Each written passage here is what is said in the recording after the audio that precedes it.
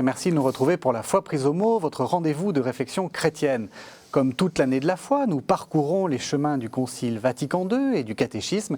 Et cette semaine, notre thème sera l'Église. Deux invités pour nous accompagner. Père Joseph Famré, bonjour. Bonjour. Vous êtes prêtre du Sacré-Cœur de Jésus, mieux connu comme déonien. Vous nous direz quelques mots sur les déoniens. Vous êtes également professeur d'ecclésiologie, d'écuménisme et de théologie orientale, ainsi que doyen de la faculté de théologie de l'Université catholique de Louvain, en Belgique.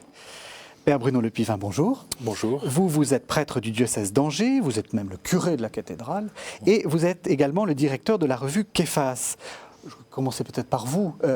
Qu'est-ce que la revue Képhas? Dites-nous brièvement. Képhas, c'est une revue qui a été fondée, qui est dans sa 11e année maintenant, fondée par un ensemble d'amis aussi bien prêtres que laïcs. Revue qui touche foi et culture, si vous voulez, puis Église et société, avec à chaque fois un dossier sur un sujet précis. On a fait un dossier sur catho-écolo, faut-il choisir? Là, on a une question. Le dossier qui vient de sortir, c'est sur Vatican II, recevoir et transmettre un concile. Et puis les deux prochains, c'est le printemps arabe en vérité, et puis psychique au spirituel, chance ou déviance. Oui, donc vous n'hésitez pas à affronter les vraies questions. C'est une revue un peu de prospective catholique, si vous voulez. Et donc j'ai promis de parler des déoniens. Expliquez-nous ce que sont les prêtres du Sacré-Cœur de Jésus. C'est une congrégation religieuse fondée par le père Léon Deon en 1878 à Saint-Quentin, dans le nord de la France. Donc le père Deon était prêtre séculier, épris d'une vie intérieure plus intense. Il a cherché à devenir religieux. Il a d'abord regardé dans d'autres congrégations existantes, mais finalement ne trouvant pas ce qu'il cherchait, il a fondé sa propre congrégation. Et c'est une congrégation qui s'inscrit dans le grand courant du cœur du Christ au XIXe siècle. Et du point de vue de la spiritualité, l'accent peut-être particulier du Père Deon, c'est d'insister sur l'oblation, le ecce venio du Christ. Voici que je viens, Père, pour faire ta volonté. Donc, accent sur l'oblation, l'abandon, la disponibilité, c'est peut-être la marque particulière de cette congrégation qui s'inscrit dans le grand courant de Paray-le-Monial. Alors, du point de vue apostolique, le Père Deon a commencé en fait avec une école, un collège, un patronage. Et donc, notre congrégation, très rapidement, a été orientée vers la formation, et peut-être plus particulièrement la formation de formateurs. Et parallèlement, le Père Deon, à titre plus personnel, a été assez engagé au début dans l'action sociale, devant la misère de la société industrielle de Saint-Quentin, donc en 1870. Donc il a éprouvé le besoin vraiment de sensibiliser le clergé de son époque, encore la formation de formateurs, sensibiliser le clergé de son époque en organisant des congrès ecclésiastiques sociaux. Et donc notre congrégation hérite de ces deux grandes orientations apostoliques. Alors ça nous met directement dans le cœur de notre sujet, qui est le sujet de l'Église. Pour vous faire une confession, moi j'avais envie de faire cette émission pour tordre le cou à un certain nombre d'idées fausses, et en particulier à l'idée fausse que l'Église c'est une sorte de groupe social qui est, enfin ce qu'on montre souvent dans les médias, un groupe social avec une organisation un peu fantasmée. Quelle première définition vous donneriez de l'Église, spontanément, si je vous demande qu'est-ce que l'Église, Père? Oui, le groupe social, c'est Simone Veil, la philosophe qui reprenait l'expression de Platon, le gros animal social, oui. Qui effectivement... L'Église, disait Bossuet, c'est Jésus-Christ, mais Jésus-Christ répandu et communiqué. Je pense qu'il est un peu au cœur du mystère de l'Église en disant ça, notamment les notions qu'on va aborder cette fois-ci. Oui. Pour vous, c'est... Cette unicité du Christ, des chrétiens, et ce mystère trinitaire, comme le montre très bien l'introduction de la Constitution, Lumen Gentium, de Vatican II. Cette unité qui se tire vraiment de l'unité trinitaire, et bien avant d'être une institution. Alors après, il y a le côté humain, le côté divin, évidemment. Elle est à la fois corporelle et spirituelle, d'où les questions compliquées dans lesquelles nous allons essayer de naviguer. Mais essentiellement, c'est le mystère de l'Église, et c'est le mystère du salut. Est-ce que, Père Famré, vous êtes d'accord? Je suis d'accord, mais j'aimerais repartir peut-être des origines chrétiennes telles qu'elles sont reflétées par le Nouveau Testament. Et spontanément, je dirais que l'Église, c'est d'abord la fraternité des disciples de Jésus. Des disciples de Jésus reconnus comme le Christ, reconnus comme le Sauveur et reconnus comme le réconciliateur entre Dieu et l'humanité. Et c'est donc le groupe, la fraternité de ces disciples, vivant de cet agapé, de cet amour révélé par le Père en Jésus, dans le Fils, et l'Esprit Saint, par le Fils dans l'Esprit Saint. Et donc c'est cette communauté ayant à témoigner de cet amour reçu de Dieu. Je commencerai par là, mais en même temps, c'est la communauté des disciples donc, qui croient en Jésus comme sauveur. Et donc, c'est la communauté où le salut est reçu, où le salut est reconnu, où il est annoncé, célébré. On dit souvent que l'Église, alors c'est surtout le Concile de Vatican II qui en a beaucoup parlé, que l'Église est le peuple de Dieu. Comment est-ce que vous comprenez cette expression qui est parfois un peu difficile ? Oui, donc le Concile a effectivement remis à l'honneur cette notion de peuple de Dieu, qui est une notion biblique qu'il faut comprendre comme elle doit l'être, à savoir que, avant de parler du peuple de Dieu, la Constitution sur l'Église évoque la notion de mystère. Donc il y avait une intervention d'ailleurs du cardinal Ratzinger, je pense du 27 février 2000, au moment où il y a eu un congrès sur la mise en œuvre de Vatican II lors du Grand Jubilé. Et le cardinal Ratzinger, à l'époque, était intervenu sur l'ecclésiologie de la Constitution, Lumen Gentium. Alors il reprend cette notion de peuple de Dieu qu'il faut démarquer des acceptions démocratiques, usuelles, politiques ou sociologiques. Puisque le peuple de Dieu n'est peuple en tant que tel qu'en tant que rassemblé, qu'uni à Dieu. Il tire son unité, c'est l'expression de Saint Cyprien qui est reprise dans le Concile, il tire son unité de l'amour, de l'unité du Père, du Fils et du Saint-Esprit. Donc la notion de peuple de Dieu est essentiellement une notion qui fait référence à l'alliance entre Dieu et son peuple. D'accord, c'est pas une démocratie populaire. Ça n'est pas une démocratie populaire, c'est d'ailleurs un peu les termes qu'employait le cardinal dans son intervention de 2001. Voilà, je crois que c'est important à bien marquer au départ, puisque elle a pu parfois être mal comprise. Il y aurait le peuple d'un côté et de l'autre la hiérarchie, du coup, qui serait mise en opposition, alors que l'un et l'autre doivent être compris dans cette idée première, dans cette réalité première de l'amour trinitaire répandu, communiqué parmi les disciples, effectivement, et qui est la raison d'être, qui est le cœur de l'Église. Mais la structure de Lumen Gentium, de la constitution dogmatique sur l'Église, est très éclairante de ce point de vue-là. Comme vous venez de l'évoquer, le premier chapitre présente l'Église comme mystère originaire de la Sainte Trinité, et le chapitre 2 présente l'Église comme peuple de Dieu. C'est la manifestation, la réalisation de ce mystère ecclésial dans l'histoire. Et donc cette alternance est très importante. Les deux chapitres sont intimement liés, mais ce sont un peu les deux faces de la réalité ecclésiale, la face mystérique et sa manifestation visible dans l'histoire. Et ce chapitre 2 sur le peuple de Dieu précède le chapitre 3 et le chapitre 4. Chapitre 3, où il est question justement de la hiérarchie de l'Église, des évêques principalement, et le chapitre 4, des laïcs. Et donc, ce chapitre 2 sur le peuple de Dieu dans son ensemble est là pour dire, je dirais, l'égalité foncière de tous les baptisés, avant même de distinguer au sein de ce peuple des fonctions différentes, des charismes différents. Alors, comme vous l'avez signalé également, c'est bien le peuple de Dieu.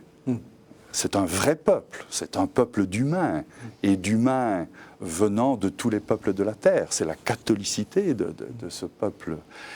Mais c'est le peuple de Dieu, c'est le peuple de la Bible, continué dans l'Église. Et donc, c'est un peuple, mais on ne peut effectivement pas, ce serait mutiler le mystère de l'Église, que de réduire l'Église à être simplement un peuple ordinaire, d'ordre politique, civil. Non, c'est un véritable peuple, mais de Dieu. C'est sa particularité, appelé par Dieu, rassemblé par Dieu, pour annoncer la bonne nouvelle. C'est vraiment la particularité de ce peuple. Alors on a commencé par faire quelques définitions, maintenant on va rentrer dans le commentaire, parce qu'il y a tradition dans cette émission qu'on commente un texte, et donc je vous propose que nous commentions un texte qui est particulièrement central pour l'ecclésiologie, qui est le 4e chapitre de l'Épître aux Éphésiens, les versets 10 à 16, qui justement parle de l'Église comme corps du Christ, corps dont le Christ est la tête. Donc on écoute l'Épître aux Éphésiens, puis vous m'en direz ce que vous en pensez. Et celui qui était descendu est le même qui est monté au plus haut des cieux pour combler tout l'univers. Et les dons qu'il a fait aux hommes, ce sont d'abord les apôtres, puis les prophètes et les missionnaires de l'Évangile, et aussi les pasteurs et ceux qui enseignent. De cette manière, le peuple saint est organisé pour que les tâches du ministère soient accomplies et que se construise le corps du Christ.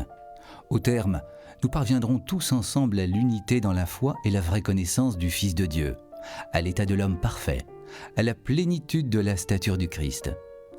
Alors nous ne serons plus comme des enfants, nous laissant secouer, menés à la dérive par tous les courants d'idées, au gré des hommes, eux qui emploient leur astuce à nous entraîner dans l'erreur.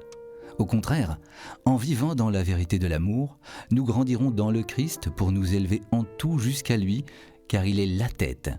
Et par lui, dans l'harmonie et la cohésion, tout le corps poursuit sa croissance, grâce aux connexions internes qui le maintiennent selon l'activité qui est la mesure de chaque membre. Ainsi, le corps se construit dans l'amour.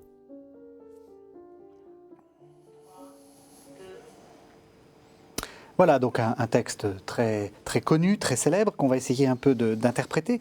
Première chose, on sent que l'auteur explique que le don que Dieu fait, enfin que le Christ fait aux hommes, c'est les apôtres, les prophètes, les missionnaires, les pasteurs, ceux qui enseignent. Donc il commence par dire que l'Église, c'est des fonctions.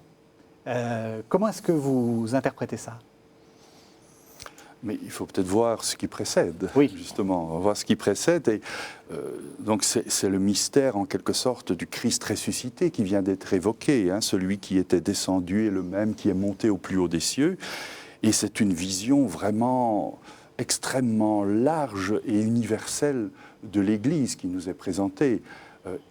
Identifiée, dans une certaine distinction, mais identifiée au corps du Christ ressuscité, appelée à combler l'univers entier, le cosmos entier. Donc c'est vraiment une vision très très large et très très riche, très mystérique également de ce qu'est l'Église.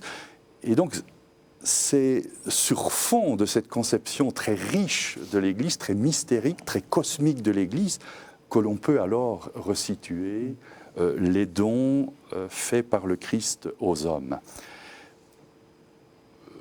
Le texte ici n'a sans doute pas une prétention d'être complet dans son évocation des ministères, mais effectivement, ce sont les apôtres, les prophètes, les missionnaires de l'Évangile, les pasteurs et ceux qui enseignent qui sont évoqués, c'est-à-dire surtout des ministères d'enseignement, les ministères de la parole, en vue de conforter l'Église dans la vérité. Cela sera évoqué dans la suite, dans l'unité de la foi, dans la vérité de la connaissance du Christ.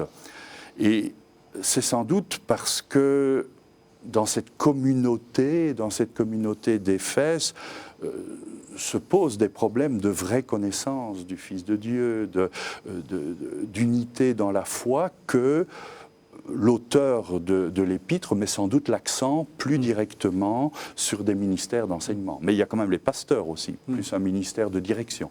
Mais en tout cas, ce qu'évoque un texte comme celui-ci, ou le petit passage que nous en lisons, c'est la diversité des ministères dans les premières communautés chrétiennes.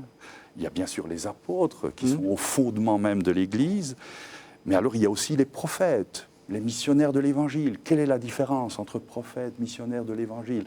Les pasteurs, ceux qui enseignent. Quelle est la différence entre ceux qui enseignent et les prophètes ? Donc une grande variété dans les communautés chrétiennes, mais qui montre en même temps la nécessité d'un ministère pour faire croître justement l'Église, corps du Christ, vers un état adulte dans la foi, justement. Est-ce que... Oui. Oui, je continue sur ce que vous disiez, là, ces 2 premiers chapitres, effectivement, ça me paraît important ce que vous soulignez. Les 2 premiers chapitres de l'Épître aux Éphésiens, avec cette expression qui revient sans cesse, c'est sur la prédestination qui doit être comprise comme elle doit l'être, à savoir que nous sommes destinés à la béatitude, que nous sommes destinés au bonheur éternel. Oui, il n'y a pas de double prédestination dans Éphésiens. Voilà. Il n'y a pas non plus une qu'il n'y ait d'avant ni d'après en Dieu, positive, Oui, une prédestination tout est positif. positive d'élection. Ouais. Oui. Voilà. Et donc, c'est à être à la louange de gloire du Très-Haut, ce qui était le cœur de la spiritualité de la bienheureuse Élisabeth de la Trinité. Mais ce passage, on le retrouve dans des formulations légèrement différentes en la première aux Corinthiens, chapitre 12, avec cette diversité d'organismes, de fonctions, de ministères. Et là, le chapitre 13, c'est l'hymne à la charité. Au cœur de l'Église, ma mère, je serai l'amour, commentait la petite Thérèse. Donc cette fois-ci, on reprend exactement la même notion, mais montrant que la charité, que l'amour diffusé, Saint Paul dit aux Romains au chapitre 5, l'amour de Dieu a été diffusé dans nos cœurs par le Saint-Esprit qui nous a été donné, qui est l'âme de l'Église, qui la constitue, qui va la constituer comme peuple. Et puis on retrouve encore ce même passage, légèrement différent, plus ramassé, dans l'Épître aux Colossiens, où là, c'est en lien avec la tête. Donc on va plus insister sur l'influx vital de la tête, le Christ qui est le premier-né d'une multitude.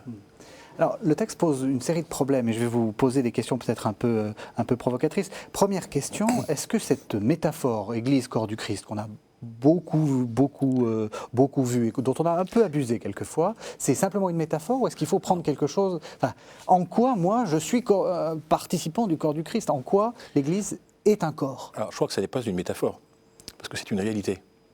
Alors, expliquez-nous. On trouve d'ailleurs dans le concile, dans la constitution conciliaire sur l'Église, un certain nombre de métaphores. La vigne, il y en a qui sont plus de l'ordre du troupeau, du bercail, le pasteur, le berger, plus d'autres de la vigne notamment. Pensez à la basilique Saint-Clément de Rome, cette merveilleuse représentation de l'Église. D'autres métaphores sur la construction, sur la pierre angulaire, la famille, etc. Ici, il s'agit bien d'une réalité. Pour saint Paul, c'est la réalité centrale de son enseignement. Ça revient à sa conversion sur le chemin de Damas. Lorsqu'il entend « Je suis Jésus, celui que tu persécutes », saint Paul sait très bien vers qui il va, c'est-à-dire vers les chrétiens. Oui. Et donc il comprend avec une fulgurance instantanée, à la manière de saint Paul, mais de telle sorte que ça ne va pas le lâcher de toute sa vie d'apôtre, que les chrétiens sont le Christ.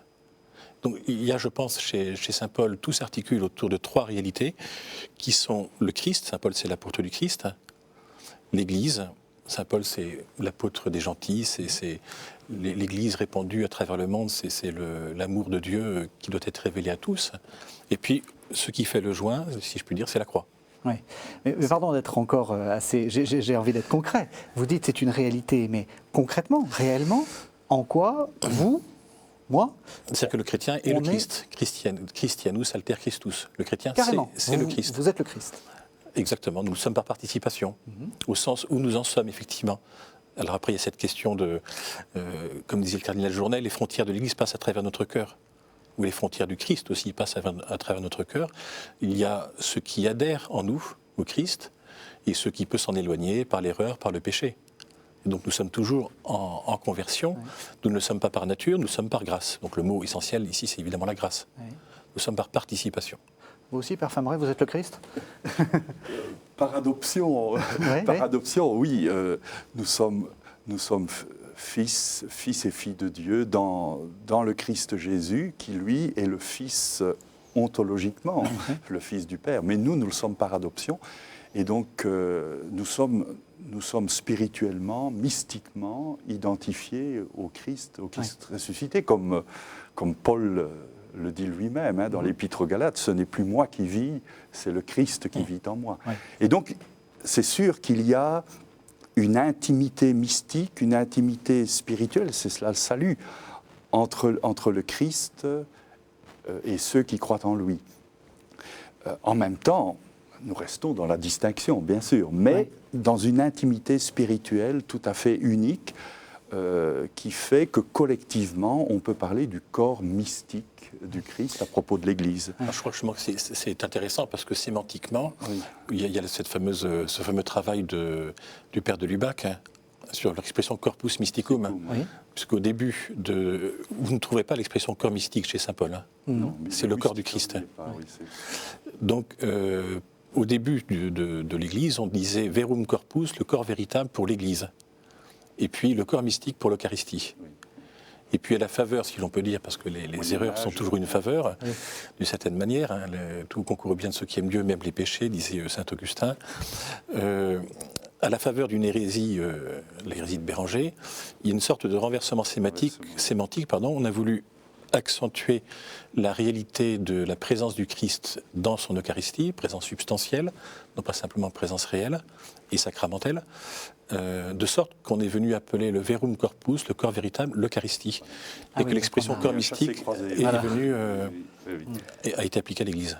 J'aimerais peut-être revenir un peu sur la métaphore. Oui. Hein, je pense, exégétiquement parlant, il faudrait revérifier, mais que saint Paul, en tout cas dans ses premières épîtres, emprunte une métaphore commune Oui, il y a beaucoup de la culture antique, hein, le corps social.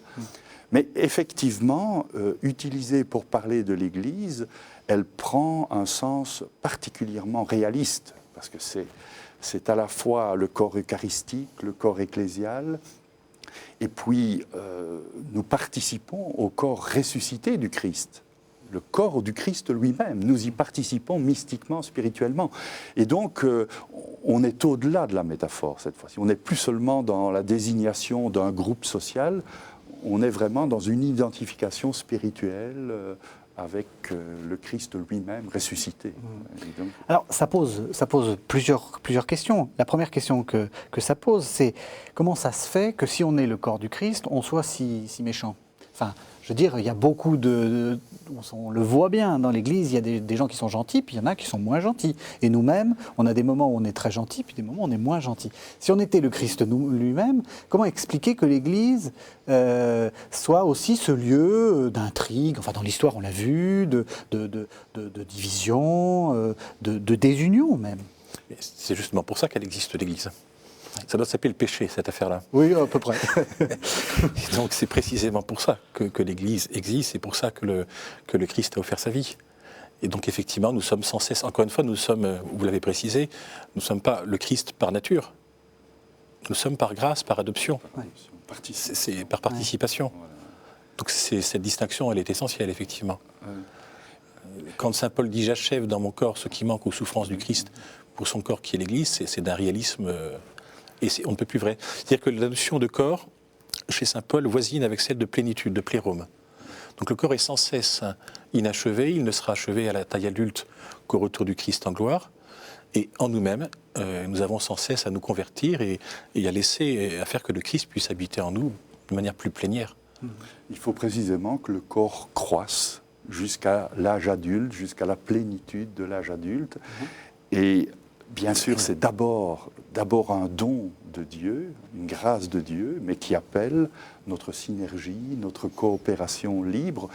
Et c'est tout l'enjeu de la croissance spirituelle, de la croissance dans la foi. C'est une grâce, mais à laquelle nous sommes appelés à collaborer. C'est une grâce, un don et une tâche. Et s'il n'y a pas cette tâche humaine, cette collaboration du croyant, qui est d'abord basée sur le don du Christ, mais qui est aussi une œuvre de liberté de l'être humain, s'il n'y a pas cela, nous ne pouvons pas croître. Le Christ ne peut pas nous faire croître contre notre liberté ou contre notre volonté. Même si ce n'est pas très efficace. Même si, justement, ça serait plus simple si on avait une ligne directrice et en disant tu fais ça. C'est toute la beauté de l'être humain et de la création. C'est qu'on n'est précisément pas dans un monde de robots, du moins au niveau des êtres humains. Et donc, la liberté humaine joue à plein. En relation avec une autre liberté, celle de Dieu. Alors le deuxième point qui est dans cette image de l'Église comme corps, c'est que dans le corps, et je crois que c'est aussi le fondement de la métaphore, et en particulier avant, même dans l'Épître aux Corinthiens, c'est l'idée qu'il y a diversité. Dans un corps, il y a une tête, il y a des membres, etc. Il y a des organes. Et c'est bien dit dans le texte, il y a diversité, mais ordonnée vers un seul sens.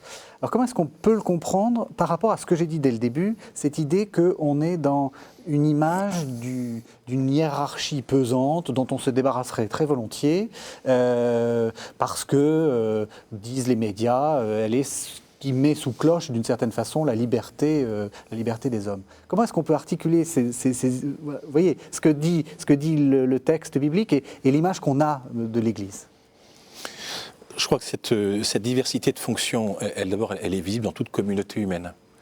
Vous savez que la cause des causes, c'est la cause finale, donc la finalité, c'est elle qui va tout déterminer. C'est elle qui va faire qu'une communauté humaine, qu'aussi bien d'ailleurs un club de foot, si vous voulez, qu'une ville, qu'une institution, quelle qu'elle soit, que je sache, il y a partout une diversité de fonctions, et heureusement.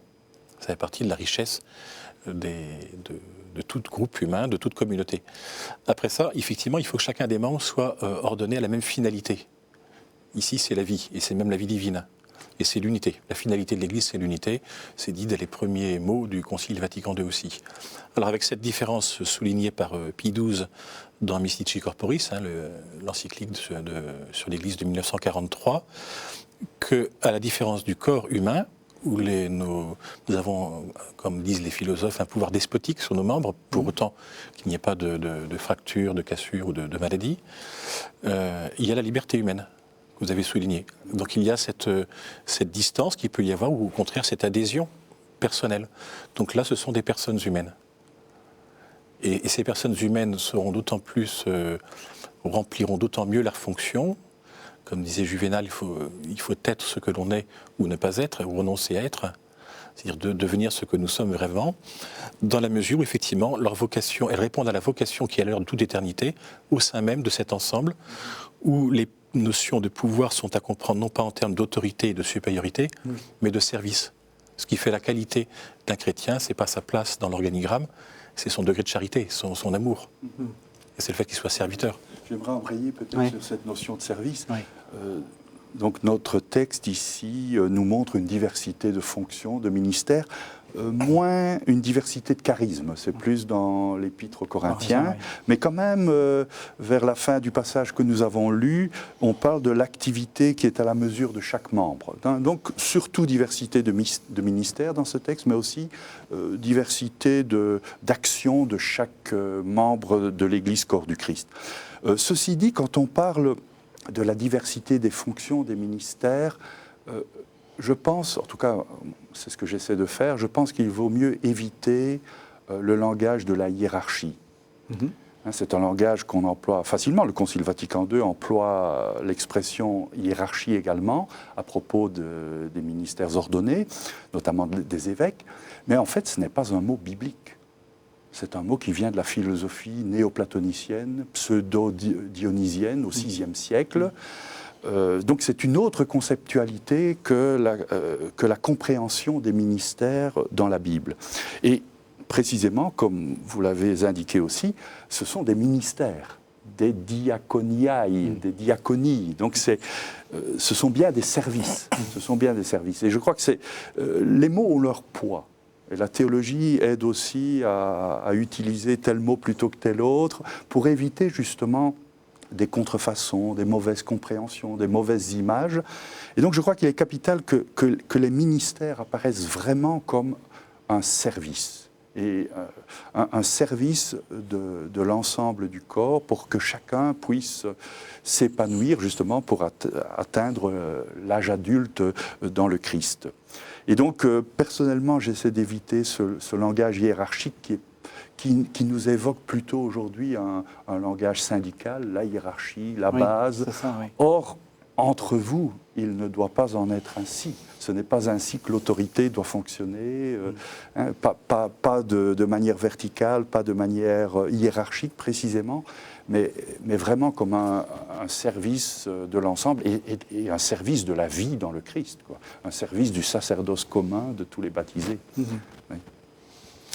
Oui, alors je crois qu'on est un petit peu dans une de ces dichotomies nombreuses que relevait le père de Lubac dans son très beau livre « Méditation sur l'Église ». Benoît XVI rappelle souvent cette expression de ce grand pape qu'il admire tant, qui est Saint Grégoire le Grand, serviteur des serviteurs de Dieu. Et Jésus nous dit tout simplement que celui qui veut être le plus grand parmi vous, qu'il soit le plus petit. Ce dont il nous a montré l'exemple par l'offrande de sa vie sur la croix. Donc effectivement, la tentation, une des tentations, relevée d'ailleurs par Lubac, dans ce livre, il y a un chapitre complet sur les tentations, serait d'opposer le peuple et l'hiérarchie. Ouais. Et dans l'un et l'autre cas, effectivement, si on en a une acception sociologique ou politique ou purement humaine, on tombe effectivement dans l'erreur et on oppose. Là où il faudrait unir et on peut unir qu'en finalisant, qu'en faisant retrouver la vérité de la finalité de l'Église. Ouais. Donc le service dans l'Église, le service de hiérarchie, parce que c'est effectivement, la hiérarchie est essentiellement un service, un don de soi. Celui qui est la tête de cette hiérarchie, c'est le Christ, et il l'est au moment où il meurt sur la croix. Au moment où le sang et l'eau coulent de son côté ouvert. Donc, à chaque fois, dans ces termes, je pense aussi, c'est cette notion de mystère de l'Église qui va nous permettre de... Je voudrais encore ajouter quelque chose dans la ligne du service. Donc, il faut d'abord considérer, me semble-t-il, le peuple de Dieu dans son ensemble. Chapitre 2 de Lumen Gentium, avant de distinguer les fonctions, les ministères ordonnés, les laïcs. Donc, c'est le peuple de Dieu, le peuple des baptisés. Et là, en tant que fils et filles de Dieu adoptifs, tous les membres du peuple de Dieu sont radicalement égaux devant Dieu, comme baptisés, comme sauvés.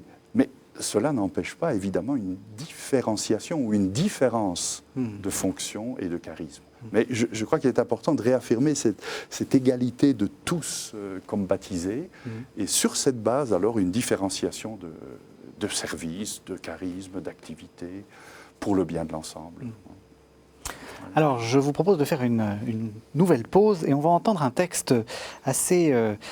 c'est un peu, disons, un peu lyrique, qui est un hymne que Venance Fortunat, donc Venance Fortunat, c'est un poète du VIe siècle, un poète gaulois, un poète de chez nous, même Poitiers, évêque de Poitiers. Et c'était l'évêque de Poitiers, qui écrit à Félix, évêque de Nantes, sur les reliques de son église. Et on va voir, donc ça date de 575, on va voir que Venance fait de Pierre et de Paul les fondements de cette église de Nantes, puisque Félix a reçu un petit bout d'os de Pierre et un petit bout d'os de Paul. On écoute Venance Fortunat.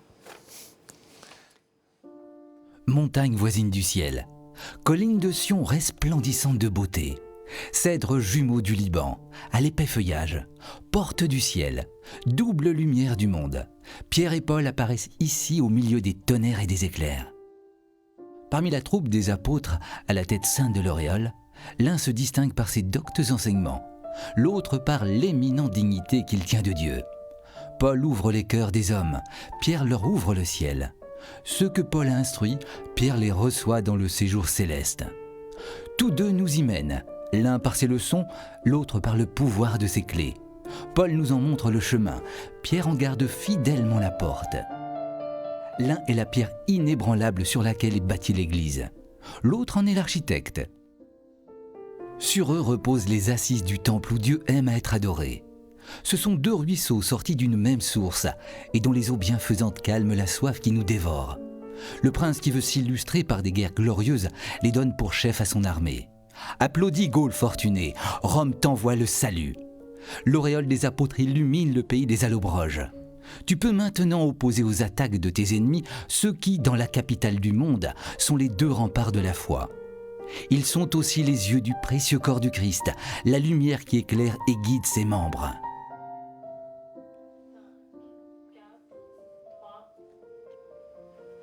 Voilà, donc c'est un beau texte, un texte un peu... lyrique. Oui, lyrique, lyrique, qui nous dit quelque chose qu'on a souvent entendu. Pierre et Paul sont les colonnes de l'Église. Alors comment est-ce qu'il faut comprendre ça ? Pierre et Paul sont en quelque sorte à l'origine de la double mission de l'Église du début. Pierre tourné vers les Juifs et ayant la charge en quelque sorte de missionner les Juifs, Paul, lui, se tournant vers les gentils, vers les non-juifs, vers les païens. et développant donc une œuvre évangélisatrice extraordinaire déjà pour l'époque, à travers tout le bassin de la Méditerranée. Et donc d'une certaine façon, c'est l'univers entier. C'est l'univers entier qui est le destinataire de l'Évangile de la part de ces deux grands apôtres des origines, de ces deux colonnes de l'Église primitive. Apôtres des païens, apôtres des Juifs. Donc c'est un peu tout le monde de l'époque qui est repris parmi les destinataires de l'Évangile de ces deux apôtres. Vous êtes d'accord ? Oui, absolument. Je trouve merveilleux cette complémentarité là aussi entre Pierre et Paul, aux tempéraments si différents, aux origines si différentes même, aux cultures si différentes, et l'un et l'autre, main dans la main, édifiant l'Église des premiers siècles jusqu'au don de leur propre vie. Je trouve que cette image de l'universalité et de l'unité de l'Église est merveilleuse à travers ces deux figures. Main dans la main, et en même temps, ils n'ont pas eu peur de s'affronter en toute franchise à certains moments. On en a des traces dans les Galates. Mais c'est le sens de la charité. Voilà, exactement, la correction fraternelle. Voilà. Alors, on a commencé donc à définir l'Église, ensuite on a parlé de l'Église corps du Christ, et maintenant j'aimerais qu'on parle de cette fameuse cause finale dont vous parliez, c'est-à-dire que l'Église, ça sert à quelque chose, si j'ose dire. On n'est pas dans l'Église pour rien, et on est dans l'Église pour se sauver. Et ça, c'est quelque chose qu'on a un peu oublié ou qu'on ne dit pas très souvent. L'Église est le lieu du salut. La première représentation du Christ visible, je ne parle pas des poissons que l'on faisait parce que les chrétiens ne pouvaient pas faire autrement que de symboliser le Christ de telle manière. C'est donc après l'édit de Milan de Constantin, 312. C'est une mosaïque qui représente la tête du Christ, qui a été reconstituée et qu'on le trouve toujours dans l'abside de la cathédrale de Rome, Saint-Jean de Latran. Et donc cette mosaïque représente le Christ, Jésus, sauveur du monde, qui est d'ailleurs la première dédicace de Saint-Jean de Latran. C'était la basilique du Saint-Sauveur. L'Église, sa finalité, c'est effectivement le salut, c'est le lieu du salut. Et le salut, c'est l'unité. L'unité avec Dieu et par Dieu entre les hommes. Et puis, le salut, c'est aussi la joie plénière, la béatitude, la vision de Dieu. Alors, j'ai envie encore de vous poser une question concrète. Comment concrètement, moi, participant à l'Église, je me sauve ? Qu'est-ce qui fait que quand je vais, quand je vais à la messe, quand je suis, c'est où les endroits où je me sauve ? Oui, je crois qu'il y a les lieux du salut. Dieu ne cesse de nous poursuivre et de nous offrir sa vie. Ouais. Les précisions qui ont été données tout à l'heure sur l'Église corps du Christ permettent de montrer que le christianisme n'est pas une morale, que ce n'est pas un corps de doctrine, que ce n'est pas un ensemble de rites, de pratiques, que c'est essentiellement le mystère de l'union des personnes agrégées vitalement au Christ. Dans le Christ Jésus, ça revient 163 fois chez saint Paul l'expression. Dans le Christ Jésus. Donc qu'est-ce qui fait que je me sauve ? C'est le Christ qui me sauve. Alors il me sauve comment ? Il me sauve par son enseignement, par sa parole. Il me sauve par le don des sacrements, par sa grâce, mais aussi par les grâces actuelles. Il me sauve à travers ceux qui nous sauvons ensemble. Je ne me sauve pas tout seul. C'est une communauté, l'Église c'est un rassemblement. Il me sauve à travers le don de la charité, à travers le don du frère aussi, qu'il soit croyant ou non croyant, d'où qu'il vienne. Toute personne, toute rencontre peut être une rencontre du Christ, à travers le pauvre tout spécialement, de différentes manières. Voilà, donc les moyens, ce qu'on appelle les moyens du salut, les plus évidents sont évidemment les sacrements, l'enseignement, donc la sanctification. Mais de mille manières, Dieu, je pense, ne cesse de nous permettre on le voit dans nos rencontres, vous l'avez certainement constaté à maintes reprises, et par des chemins que nous n'aurions jamais imaginés. C'est pour ça, effectivement, qu'il ne s'agit pas d'entretenir la boutique, mais d'essayer d'être à l'écoute. J'aimerais revenir sur une expression que j'ai entendue, « je me sauve ». Oui.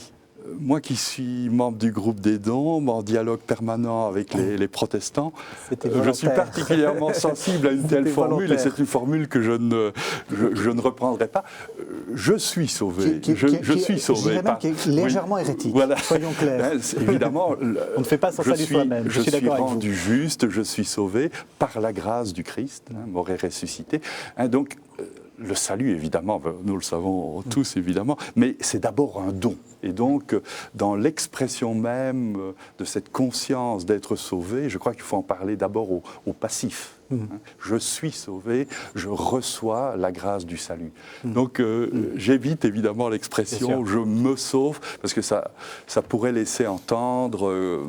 comme ce fut le cas peut-être à certains moments de l'histoire de l'Église, qu'on peut, à la force de ses poignets, je peux gagner mon ciel. Le pélagianisme. Oui, c'est ça. Voilà. Et donc, c'est ce que je voudrais dire. Alors, je reprendrai peut-être, mais peut-être sous une autre forme, ce que j'ai dit au début de cette émission, c'est que l'Église est le sacrement du salut. On a évoqué beaucoup le numéro 1, il était en filigrane aussi dans ce que vous avez dit, le numéro 1 de Lumen Gentium, l'Église, sacrement, signe, témoignage et instrument efficace du salut pour le monde entier, pour l'univers entier. Donc l'Église, c'est vraiment le lieu où le salut peut être expérimenté consciemment. C'est le lieu où le salut est reçu, mais sans exclusive. L'Esprit Saint œuvre partout dans l'univers, dans le monde, dans l'humanité, mais l'Église est le lieu où le salut peut être expérimenté consciemment, reçu, nommé, vécu en communauté, et annoncé, bien sûr, annoncé aux autres qui ne font pas partie de l'Église. Et donc j'insisterai beaucoup sur les différentes fonctions qui ont été évoquées aussi. Donc, la fonction d'annonce de la parole de Dieu, la fonction de célébration des sacrements et également la fonction de service, de communion en communauté. C'est à travers ces différentes fonctions au sens le plus noble du mot de l'Église que le salut est reçu et partagé, me semble-t-il. Alors, je voudrais vous faire réagir, parce que vous l'avez dit, que l'Esprit Saint est partout, mais à cette fameuse formule « hors de l'Église, point de salut », non pas pour qu'on explique cette formule qui est datée, enfin, qui a une conception particulière, mais comment est-ce qu'on peut, en disant ce que vous venez de dire, en même temps parler à un monde qui est, au moins dans le monde occidental, en train de quitter l'Église, ou qui l'a quitté, ou qui... Vous voyez ce que je veux dire? Comment est-ce qu'on peut ne pas être douloureusement touché par voilà, cette sorte de fuite au Canada, ils parlent même de saigner, comme si on avait fait une blessure dans le Christ, et puis que justement le sang était parti, en disant, mais... voilà, on a les paroles de la vie éternelle et puis on voit que les gens s'en vont. Alors comment on peut articuler ça? Je crois qu'il s'agit d'essayer, mais c'est risqué, c'est difficile, d'essayer de trouver de nouveaux mots, de nouvelles expressions, non seulement orales, mais des expressions de vie également, pour justement faire goûter à nouveau ce bonheur du salut, ce bonheur d'être sauvé, ce bonheur de la bonne nouvelle, de la proximité de Dieu pour l'humanité. Et si l'on vit de ce bonheur, de cette joie d'être sauvé, de la bonne nouvelle, on ne peut qu'avoir envie de la partager, de la proposer en tout cas, de la proposer. Et il s'agit maintenant de pouvoir la proposer d'une manière convaincante, d'une manière contagieuse, qui donne envie. Mais malheur à moi si je n'annonce pas l'Évangile dont j'ai expérimenté la pertinence, la joie, le bonheur profond qu'il procure. Oui, moi j'insisterai moins sur les mots que sur l'être ou la vie. Paul VI, à propos de l'Eucharistie, avait cette encyclique de 1965, donc c'était juste à la fin du Concile, où il y avait cette contestation en disant « mais le mot transsubstantiation est compliqué, personne ne peut le comprendre. Qu'est-ce que ça veut dire ?» Et donc on avait trouvé des mots plus simples, qui sont transfinalisation, impanation, qu'effectivement tout le monde peut comprendre aisément. Donc, je crois que c'est plus dans l'être. Oui. Et effectivement, alors, vous parliez tout à l'heure de hors de l'Église, point de salut. Oui. C'est une formule qui est tout à fait valable, même aujourd'hui. Il faut simplement bien la comprendre. Oui. Et avoir cette... vous avez cette image de saint Augustin qui compare l'Église à une fontaine avec un jardin autour. La fontaine, c'est le Christ. L'eau va arroser le jardin. Dans le jardin, vous avez des creux et des bosses. Donc l'eau ne va pas atteindre tous les endroits du jardin.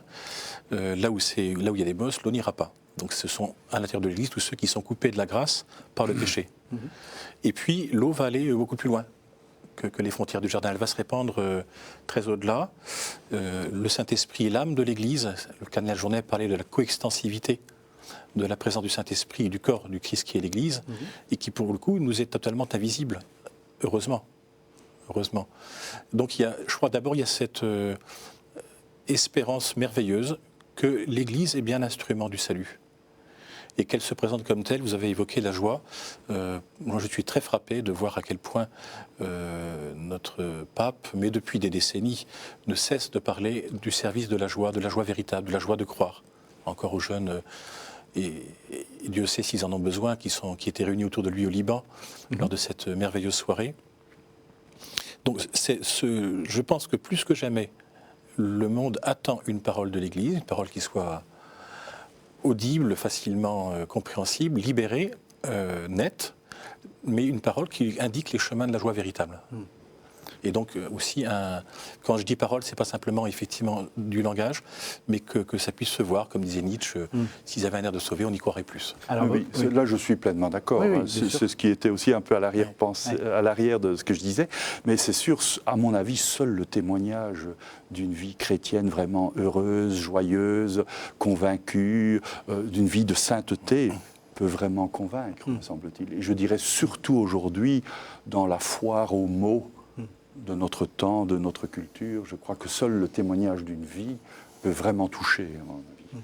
Mais on peut mettre évidemment une parole sur cette vie, bien sûr. Alors, vous avez saisi la perche que je vous tendais sur hors de l'église Point de Salut, donc tant pis, on va en parler. Vous avez dit c'est encore actuel. Est-ce que vous voulez dire par là que tous ceux qui ne sont pas baptisés, communiés, catéchisés, etc., vont être damnés ? Donc a priori, ce n'est pas nous qui tenons les comptes. C'est juste. Donc je dis que c'est toujours actuel, c'est même parfaitement vrai, parce que nous sommes toujours sauvés par le Christ. Et il y a correspondance entre le Christ et l'Église. Il y a cette phrase de Saint Paul aux Éphésiens qui dit que tout ce qu'il y a de beau, de vrai, de noble, tout ce qu'il y a de juste, tout ça doit... je ne sais plus comment se termine la phrase, mais enfin c'est tout ce qui doit vous préoccuper, dit Saint Paul. Et puis il y a une autre phrase que j'aime beaucoup, qu'on trouve dans l'Ambrosiaster, je crois, qui est reprise par saint Thomas d'Aquin et qui est reprise dans Fides et Ratio par Jean-Paul II. Toute vérité dite par qui que ce soit vient de l'Esprit Saint. Voilà. Donc, la vérité ne nous appartient pas. Benoît XVI vient de le rappeler encore récemment dans une catéchèse du mercredi. C'est nous qui lui appartenons. Donc oui, hors de l'Église Point de Salut, par contre l'Église, si elle est visible, et donc c'est aussi un des paragraphes de la Constitution de l'Église Vatican II, si elle est bien visible en ses institutions, qui sont composées de pécheurs, c'est la Sainte Église des pécheurs, thème qui avait été très approfondi par Journet notamment, en même temps, c'est bien l'instrument du salut, mais qui passe, heureusement, bien au-delà de nos petites conceptions et de nos... Et justement, alors, parce qu'on est à la fin de l'émission et on touche en fait à des choses qui sont très, très, très importantes. Moi, je reçois beaucoup de courriers de gens qui me disent, de dames d'un certain âge, qui me disent « Mes petits-enfants ont quitté l'Église, c'est une catastrophe. Heureusement qu'il y a Catéo, me disent-elles, parce qu'elles sont gentilles. Mais c'est vrai que c'est une catastrophe. » Alors, qu'est-ce qu'on peut leur dire dans ce que vous disiez? Est-ce qu'on peut prolonger en disant...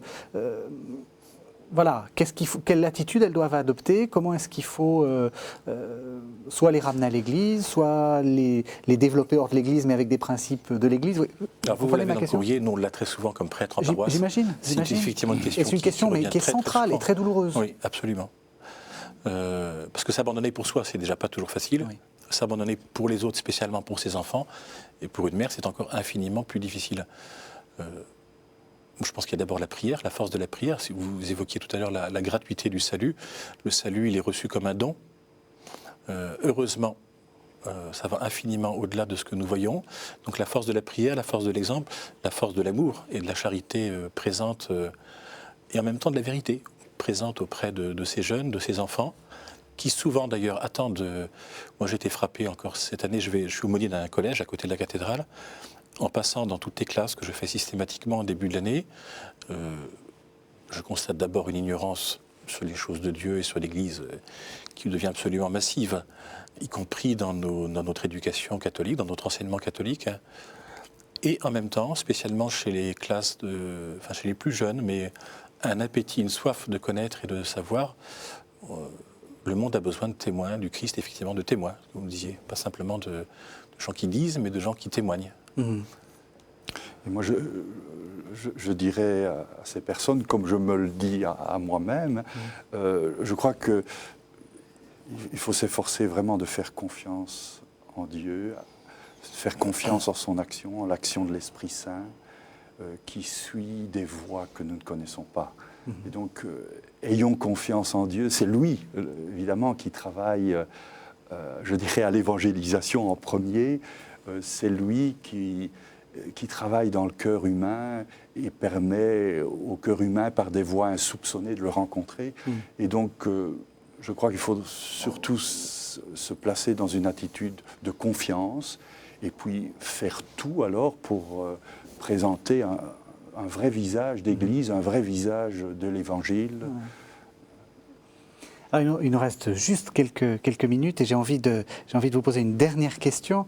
D'habitude, je pose toujours une question un peu pastorale.